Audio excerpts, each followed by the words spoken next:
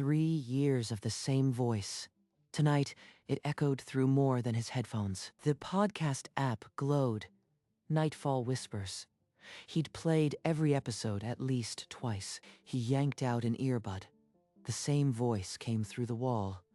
Raw, live, uncut. In the next apartment, Mizuki leaned into her microphone, headphones around her neck, unaware she had an audience. No way. That's her, the host, my neighbor. I've been falling asleep to that voice for 3 years, and she's been right there. Yuma stayed awake all night, ear to the wall, catching every pause, every breath between the words. The wall was so thin he could hear her chair creak, the voice that had comforted him through his mother's disappearance. He wanted to knock, but what could he say? The truth would sound insane, so Yuma kept the secret. Next door, Mizuki kept recording, unaware the man she sought was just feet away. For a week, Yuma avoided her in the hallway. But every night, he pressed his ear to the wall, learning her recording schedule by heart. He knew the moment she sipped tea and the soft sigh before re-recording. Her voice was his lullaby and his obsession. If I knock, she'll stop. This voice is the only thing holding me together. So I just listen, like a ghost in my own apartment. On the 7th morning in the elevator, Mizuki muttered a line from an episode she hadn't released yet. The key witness disappeared 24 hours before she was supposed to testify. And the case went cold for 12 years. Mizuki's spine went rigid. Her enormous slate blue eyes snapped to his reflection in the polished elevator doors. That episode isn't public. No one has heard that. No one but me and him. I messed up, she knows. My face is burning. Now what? The elevator chimed. Doors opened. Neither moved. The silence between them heavier than any wall. Mizuki grabbed his sleeve and dragged him into the stairwell, shoving him against the cold wall before he could react. How long have you been listening through that wall? What did you hear? 3 years. Every episode. And I recognized your voice the first night I moved in. You recognized my voice? In person? No one knows what I look like. I didn't plan this. I am not a stalker. I just needed that voice. I won't tell anyone. I am Mizuki, not Midori. Midori is just a stage name. My real name is Mizuki Sarah. Mizuki, your podcast was the only thing that kept me sane after my mother vanished. It helped me sleep. Wait, you are that Yuma? The listener who always comments, "Thank you," on every episode. That's me. I meant it. I'll guard your secret like it's my own. You have my word. Mizuki studied him for a long moment, then nodded once. She slipped through the stairwell door, her hand trembling on the knob. An uneasy truce, forged in whispers. A note under his door. Rough cut. Wanna listen? Yuma's answer was instant. I reworked the cold case segment. I need honest ears, not just comments. The pacing's perfect, but that detail about the missing witness. I've heard that phrasing somewhere before. You have a sharp ear. Maybe you should be my producer. Walking home with her feels too natural. Like a habit I didn't know I was forming. True crime helps me process things I can't talk about. Losses that don't make sense. I started the podcast because some stories need to be told, even if it's just a whisper. She's hiding something, but so am I. That's what makes us dangerous for each other. If he knew why I really picked this building, he'd never look at me again. They became fixtures in each other's routines. But the case that mattered most never crossed her lips. One evening, over convenience store coffee, Yuma finally told her why he trusted a stranger's voice. Her name was Akari. She disappeared when I was 17. No note, no body, nothing. For years. Silence. Then I found your podcast. It told me I wasn't alone in the pain. Mizuki's teacup froze. Takahashi. Akari. The name burned from her files. He's the son. The lead I traced here is him. I moved next door without knowing. She excused herself, voice thin, and fled to her apartment. The thin wall now a fragile veil over a truth that could destroy everything, her corkboard. 3 years of obsession sent her photo, Akari Takahashi, Yuma's mother. Tell him. He hates me. Hide it. I am using him. I lose either way. She pressed her forehead to the wall separating their bedrooms and wept without sound, mourning a trust she'd already broken. On the other side, Yuma heard nothing. But his skin prickled, sensing something had shifted. The next evening, Mizuki knocked with a notebook and a leading question, her guilt masked by curiosity. I am researching a 15-year-old case from your neighborhood. Ever hear of an old neighbor named Sato? Sato, the man next door. He moved away right after Mom vanished. She always said he was kind. Here, this old photo. That's Sato watering his plants. I'd almost forgotten. Mizuki's phone, hidden under a magazine, recorded every syllable. The red light blinked like a heartbeat. The night before she disappeared, Mom took a call. She whispered, "I saw something." Then she hung up, pale as ash. Akari witnessed something. That's the missing piece. But every clue I uncover tightens the noose around us. After Yuma left, she pinned a new note to her wall. Akari witnessed something. Sato must know. You are so deep into this one case. Why this one? It just feels incomplete. Like a story waiting for an ending. The next day, Yuma suggested a walk through his old neighborhood. Mizuki brought her recorder, but forgot her smile. Over there. The corner store where she bought me taiyaki. And that alley, that's where she was last seen. Mizuki's camera hung loose at her chest. Her gaze locked on the alley as if seeing a ghost. She's not just curious. She's hunting. And this alley is her prey. Mizuki, why are you really researching this case? And don't say it's just for an episode. I told you. It's a fascinating cold case. The missing witnesses, the unanswered questions. It pulls at me. But her voice cracked. The excuse hung in the air, threadbare and unconvincing. You are looking at my mother's case, specifically. I can feel it every time you dodge my questions. Mizuki's hand trembled. The recorder slipped from her fingers, clattering onto the concrete. He knows.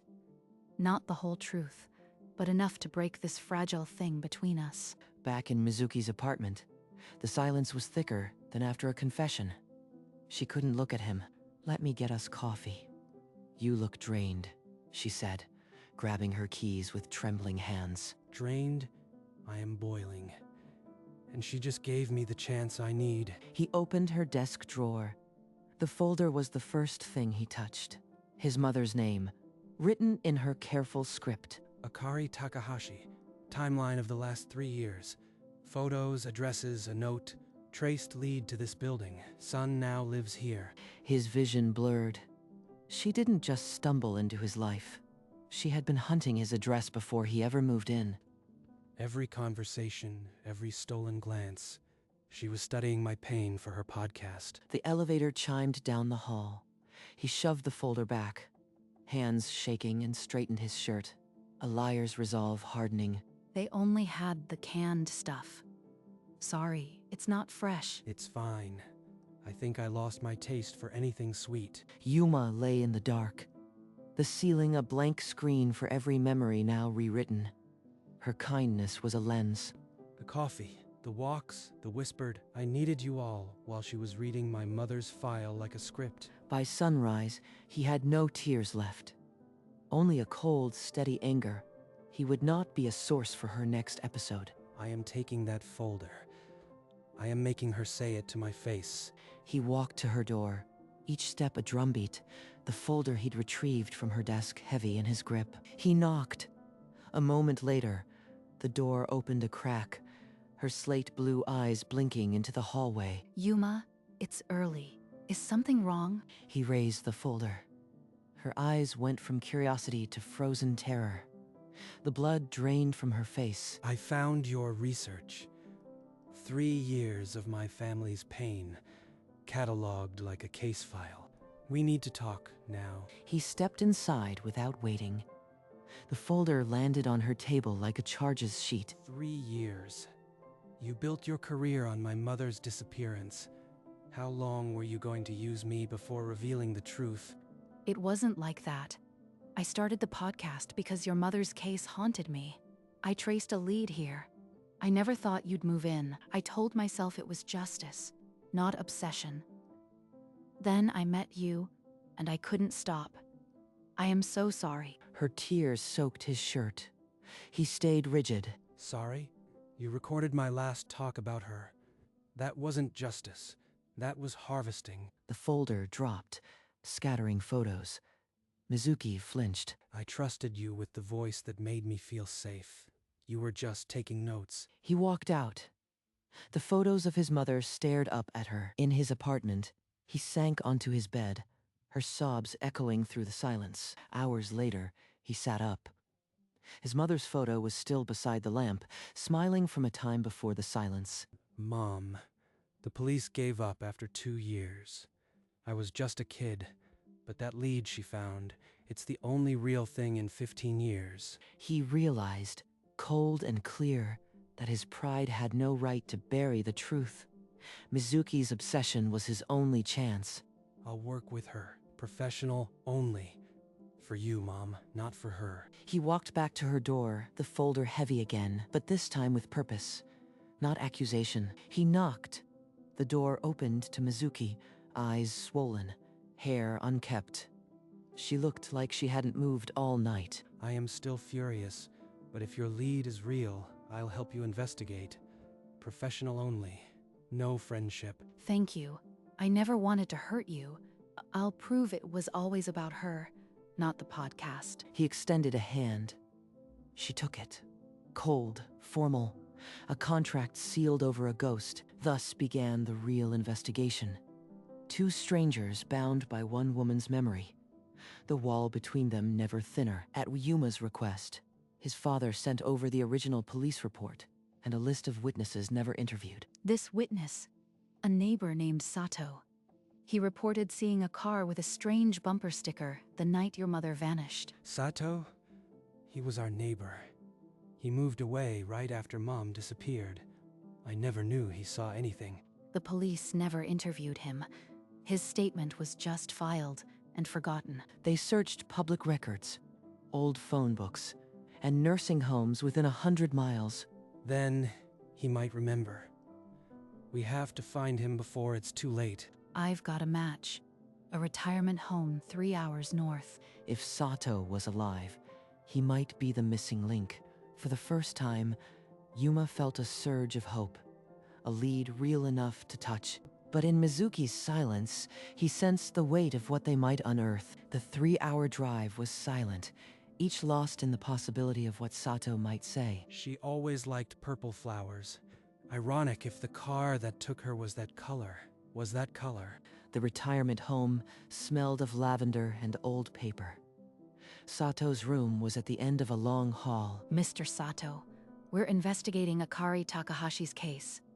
Do you remember the night she disappeared? Sato's eyes lit with recognition. He recalled a purple sedan, a dragon sticker on the bumper, parked outside the Takahashi house that night. He told the police this, and they filed it away. 15 years lost. From his nightstand, Sato handed them a weathered notebook, a partial plate number dated the night she vanished. This is enough to trace the car. Thank you. You've given us the first real lead. Outside, Yuma's hands shook, not with cold, but with fury at a system that ignored a key witness. They drove back, the notebook a fragile anchor in a sea of time.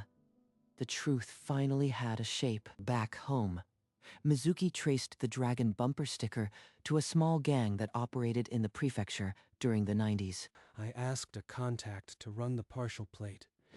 The purple sedan belonged to a man named Kozuki. Kozuki has a record for petty crimes. He was never a suspect because no one connected him to your mother's neighborhood. They found the retired detective who had led the original case, now living in a quiet suburb, forgotten by the department. The old detective listened, his hands trembling as he examined the notebook and gang reports. Then he spoke of the past. The case was never lost. He admitted, it was buried. Orders from above to prioritize drug cases over a missing housewife. Buried. They knew someone was involved, and they just filed my mother away like a cold case statistic. The old detective agreed to accompany them to the current police supervisor, to personally vouch for the new evidence. If the police reopen this, they'll demand to see my research. Everything. My identity won't survive that. Yuma stared at the notebook. The truth was finally a weapon, and it would cost them everything. The police station loomed under gray clouds. Inside, a supervisor skeptical of reopened cold cases, prepared to dismiss them. Detective Ishida placed the notebook on the table. The partial plate, the witness statement, the gang connection. 15 years of silence. The supervisor hesitated, but Ishida's presence was undeniable. The case was officially reopened. Yuma's father broke down on the phone. Within hours, a small news outlet ran the story. Podcast sleuths crack cold case. Mizuki's phone began to ring. They know about the podcast. Reporters are asking if Midori is involved. I can't go outside. I'll handle the reporters. Stay inside. Your anonymity is still intact. But the news spread. Fans speculated. Anonymity was fraying at the edges. If I reveal myself, the podcast becomes a circus. If I don't, Yuma fights alone. I am trapped. Reporters camped outside the building. Mizuki's world was shrinking to the thin wall that separated her from Yuma. Yuma stood at his door, watching the chaos through the peephole. The case was alive, but the cost was rising. The reporters' questions echoed through the hallway. Yuma slipped out a side door, but microphones found him. I am just a neighbor. The real investigator remains anonymous for now. He's taking the hits. I am hiding behind a curtain while my voice is out there being called a hero. I'll keep shielding you. The case is what matters. My mother would agree. But the story is half yours. If I stay hidden, you are alone in the spotlight. That's not justice. She realized the wall that once gave her anonymity now felt like a cage. The truth demanded more than a whisper. I am going to reveal my identity. The world should know who really solved this, who really cared. Are you sure? Once it's out, your life changes forever. I've been hiding for 3 years. Hiding from you was the worst. I won't hide from this. Yuma watched her fingers steady over the script. The wall between them had already crumbled. The public would soon see the whole truth. Mizuki clicked the camera on. For the first time, her face appeared live on the streaming screen. My name is Mizuki Sera. For 3 years, you've known me as Midori, the voice of Nightfall Whispers. Tonight, I am not hiding. The cold case you've heard me obsess over, Akari Takahashi, it was never just a story. Her son moved in next door. The lead I chased for 3 years became a real person. And together, we found the truth. She clicked publish.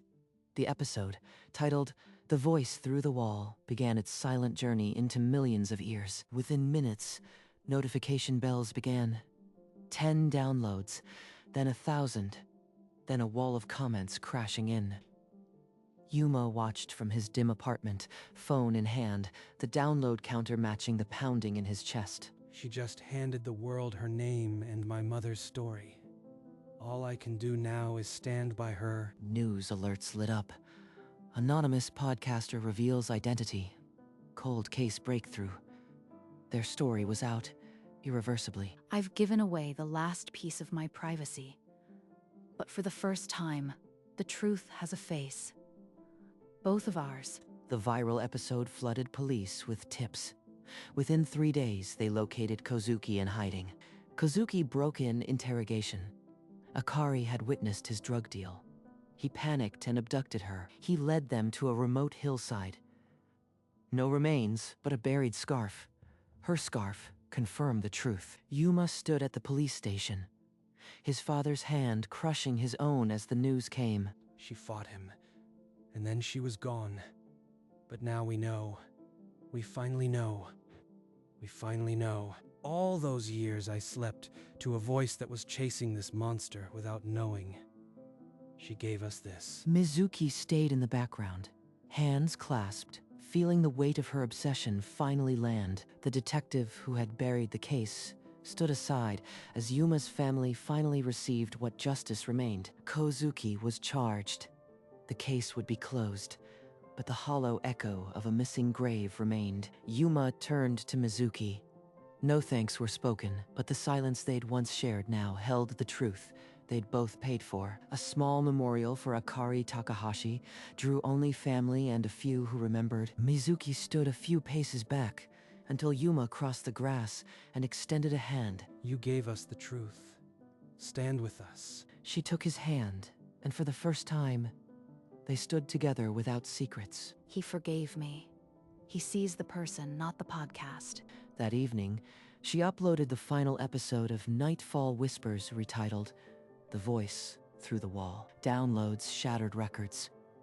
The story of the podcaster and the victim's son became a national sensation. Reporters captured them together. The media dubbed them the podcast couple. I was terrified I'd lose you. Not as a partner, but as this. In the center of the storm, Mizuki smiled, their hands intertwined. The wall between them now just a memory. A new apartment, bigger windows, thicker walls. 2 bedrooms became one shared studio. Desks pushed together. Microphones aimed like they were sharing secrets, not recording them. Yuma lay on their bed, headphones on. Her voice filled the silence. A sponsored ad, but still her. She clicked off the recording, turned, and saw him watching. A smile cracked her professional mask. I am not recording now. This is just for you. She lifted the headphones from his ears, her fingers brushing his cheek. The wall between them was gone. Their lips met, soft, unhurried, a collision years in the making. In the old apartment, that thin wall had nearly crushed them. Here, open air replaced every secret. The voice that saved me now sleeps beside me. Some walls were meant to fall. They sat together in the studio that had no walls, listening only to each other. At 17, Yuma had been alone in his boyhood room, headphones on, a stranger's voice his only comfort. The podcast spoke of a cold case no one remembered. The voice, soothing, steady, felt like a hand in the dark. He had cried then, not knowing that voice would one day lead him to his mother's truth. Now, in their shared apartment, Yuma looked at a framed photo on the wall. Him and Mizuki, laughing. Good night, Yuma. No more walls. The voice was no longer through headphones or thin plaster. It was beside him, more than a recording. Thank you for bringing her back to me. In the old apartment, the thin wall had been mended, but the life that bloomed there had long outgrown it. Some voices were meant to travel through walls, and some walls were meant to fall. And in the silence that followed, there was only peace. On the desk beside her microphone, a handwritten note, to my favorite voice. Always. A doodle of a wall with sound waves traveling through it. The podcast logo glowed one last time on the screen. Now subtitled, Nightfall Whispers, The Voice Through the Wall. The most downloaded episode wasn't a cold case. It was the one where a man fell in love with a voice and a woman found the truth she'd been searching for. Their laughter echoed through a studio with no walls, a future built from broken silence. The note remained, a quiet testament to the voice that had traveled through the wall. For millions of listeners, the story of how they met became the story they'd never forget. 2 people, 1 voice, and the wall that couldn't keep them apart. The podcast's final chapter wasn't about a crime. It was about connection. Good night from Nightfall Whispers, and from us.